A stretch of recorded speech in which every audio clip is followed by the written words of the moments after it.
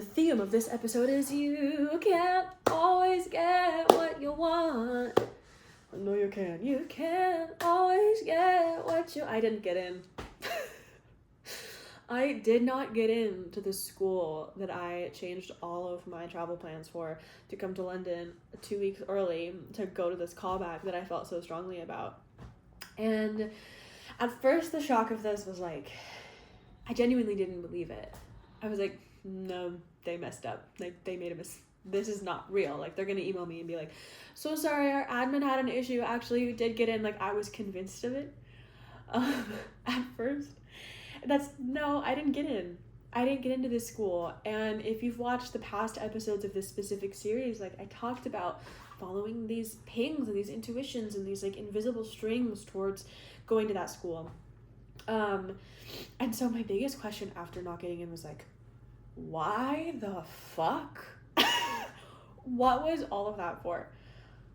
And the answer that came to me pretty much immediately. Also, I hope my makeup is okay. I was crying with my coach earlier. The answer that came out to me, and that actually worked out with my coach at the time, is what version of me did I step into in order to show up and do that? Do that audition and become the version of me that does believe that I could go to that school. Because, like, a year ago me would have been like, Royal Academy of Music, I could never. But the thing is, I could, actually, and I really truly believe that. So the short and sweet of it is, when I thought I didn't get that call back, at first I didn't think I got it, because they took forever to get back to me. It, like, hit me on a deep personal level. I was feeling shame for even applying in the first place. And then I got the call back. And then I was, like, feeling really good about myself.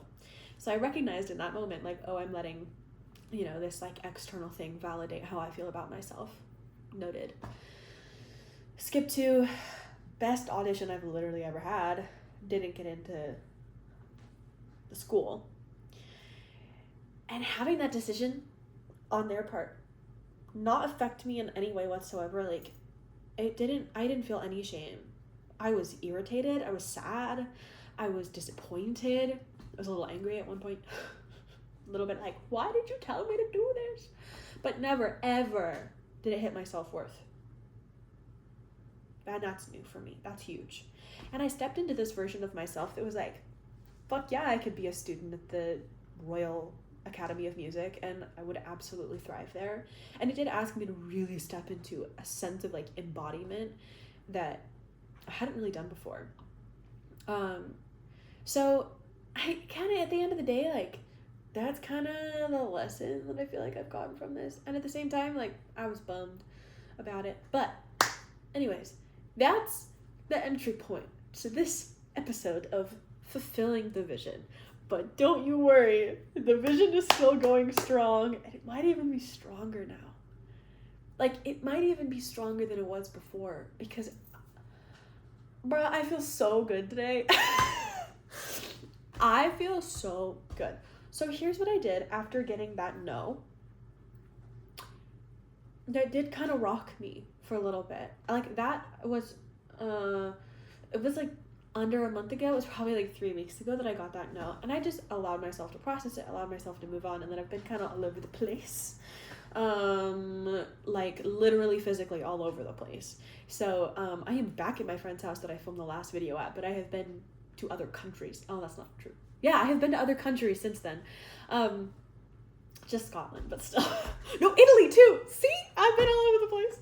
Anyways, but I'm just so, like, right now I'm feeling very happy and joyful. I'm, like, excited because I feel this crazy energy with me right now. I just got off of a Zoom session with my coach, Rachel Josefina. She's amazing. Where, like, I genuinely felt like, if you know about the vortex stuff, like, was it Esther Hicks, Abraham Hicks, like, they talk about stepping into the vortex. Like, bruh, if I have ever been in the fucking vortex, it was during this session. I was like, whoa, the energy. I was like, I feel lightheaded. Like, this is crazy energy that's flowing through. And this, like, massive sense of joy and excitement coming through because of this, like, energy that I tapped into. So I've been working on my money relationship. I've been working on my money relationship like crazy, and I've been working on it since about this time last year, on a deeper level. And then like in the last, I mean, basically since then, I've just been like deep into it and kind of like going like this, like deeper every time I kind of recommit to it. And right now I am working on, wait for it, so much stuff on the floor. The Prosperous Heart by Julia Cameron. She is the author of The Artist's Way. My hands have olive oil on them. I have a sweet potato in the oven, and I use the rest of the olive oil to moisturize my hands, but now it's on my book. The author of The Artist's Way. And that shit changed my life. I mean, The Artist's Way really, truly, and genuinely changed my life. So when I saw that she had one about, like, what is it? Creating a life of enough and allowing your creativity and source to fund your life and be the source of income, essentially. Amazing. I'm going into week 4 right now. But I'm also doing meditations like every single day, living in my abundant life. So here's the thing. I made, I think, another video about this, not in this series, but just like another video in general about manifesting it all in 6 months, and I'm going to do it again. Because one of the things that I did after getting this no, rejection is redirection, right? After getting this pretty massive feeling no, like world rocking no, that's a bit dramatic, but it's fine. I was like, okay, what do I do next? How do I redirect my energy next? And you know what I recognized is that this part of my life, especially moving forward, like I have this inner sense, this internal clock sense of September being settled here and living in London and having my home and having a place to like call my own here. And that has been the case since I started packing. Like I packed that suitcase for a family or friend person to bring to me when they come visit me in the fall. Like I just kind of had that sense, and I'm just going with it. But that has remained strong throughout this whole process. So I got really specific and like tuned in, because in human design, if you don't know your human design, go get your human design. It's really helpful. I am a non-specific manifester. So if I try to manifest getting into a specific school, that just doesn't necessarily work for me. But this vision that I have, this like resting on my balcony in the fall, everything worked out. I am settled. I'm there with my lover. Like I have friends. Like everything is good. Looking out at the city that I love, cozy with a cup of coffee. That is like so visceral to me. So where I've put all of my energy, not all of it, but a good chunk of it into this vision since getting that no, I have been funneling like my energy, my time, and my meditation energy time, all of that, into this vision, into living in it as much as possible, living in the emotions and the feelings that come with it, doing the meditations, like the abundant life meditation, a lot of Dr. Joe Dispenza stuff. I love him. He's kind of aggressive. Like when you're like so many meditations are like, feel into your abundant life. He's like, feel it. Don't let it go. And I'm like, you fucking bad broski. Like he's kind of aggressive, and I love it. And I've been doing those, like feel into your abundant life, your ideal life, that kind of stuff. Just stuff that really keeps me centered on like making it so clear to my body and my subconscious that like that is the reality now, that it has kind of like, that's just inevitable, that is where I'm going to end up. The other thing I recognized in myself, being a non-specific manifester, is that when I try to manifest like, okay, I have to do this in order to do this, I realized, oh, you know what? I don't actually have to. I'm sure the universe has a million ways to get me where I want to go before then. So as a non-specific manifester, how do I then like manifest in a way that is actually supportive, actually does work for my type? So that is why I feel into that vision that I have of sitting on the porch. So I got super specific, which like it's kind of constantly in flux too, because I don't want to be too specific. But I'm like, okay, what are those feelings that I have? Well, I know that like in order to be here, like something I do genuinely have to have in order to be here full time is a visa. Unless the universe has some super magical way around that one, I am pretty sure I have to have a visa.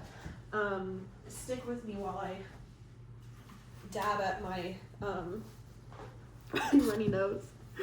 I did get a little tiny bit of a head cold this week. Not fun. So I'm like, okay, what would it feel like if I had this visa secured? I don't have to know which visa I get. I just have to know that I can legally stay in the UK and work. Legally stay and work in the UK. And like, that feeling, like, it is pure relief. It is such a big sigh of relief. It's like, oh my God, thank goodness. Like, it's like my feet are finally on the ground. I can stay here. I know I'm not going to get kicked out. Thank goodness. So that's one, is like focusing on that sense of like, oh, it all worked out. Yay, I can stay here. I can stay where I want to be. Yay! And like literally living in that as much as possible. And then the other feeling is like this sense of abundance and having an income and having money from stuff that I love. And it's interesting being a non-specific manifester and being somebody who is deeply, like, I do somatic work constantly, so I'm really in tune with like the feelings in my body. And like when I first set this this intention, because I set 3, right, in this vision, in this package that I'm kind of creating for myself to tune into real quick, I gave myself 3 points. And the first one was the relief from the visa, and the second one had to do with money flow, right? And so initially I had said, like, I have a thriving, like, spiritual creative business. And while, yeah, fuck yeah, I want that, heck yeah, a huge part of it is like, you know what? I do want that, and I don't want to rush and push and force that. What I want is money flow. I want to know that money is coming to me through, like, creative sources, through fun things that I get to do. Like, I just want to be in that functional flow of money. I love that. Ooh, a functional flow of money. Fuck yeah, that's great. I need to write that down. I need to write that shit down. That's really good. So the second piece of it is just this like buoyant feeling, this functional flow of money. Yeah, that's so good. Okay, anyway, so the third one has to do with my sense of home. And in this vision that I see for myself, I have not only like my physical home feels so good, but also there's this sense of a lover who's there with me, and of a roommate as well, separate, by the way. Of people who are there who love me, my friends, dinner parties, all of that, just like a home in which I feel so filled with love. And that one is like really easy to tap into. I'm literally crying. A home so deeply filled with love. Those are like the 3 things. And so not only am I doing the meditations to tap into that, I also made a playlist, and it's just 3 songs long, and it's just songs that I feel like tap me into those 3 kinds of like feelings. So, and I will just play that. I'll just like set the intention to turn on that music and play through my 3 songs and just live in the life that already exists, that I already have the home, that I already have the income flow, that I already have the visa, and I'm already in this like life that I dream of and that I love here in London. The final piece that I wanted to share specifically for this episode is I did have another ping, which is to apply to a school called East 15. It was the first school I ever learned about, kind of. It's the first school that like pinged something inside of me. I have a friend who went through it, and we used to go to the same acting studio. And back when I was first like, ooh, I really want to live in London, maybe I could live in London, she was like, yeah, when I lived in London. And I was like, huh? Tell me more about that. She told me about this school.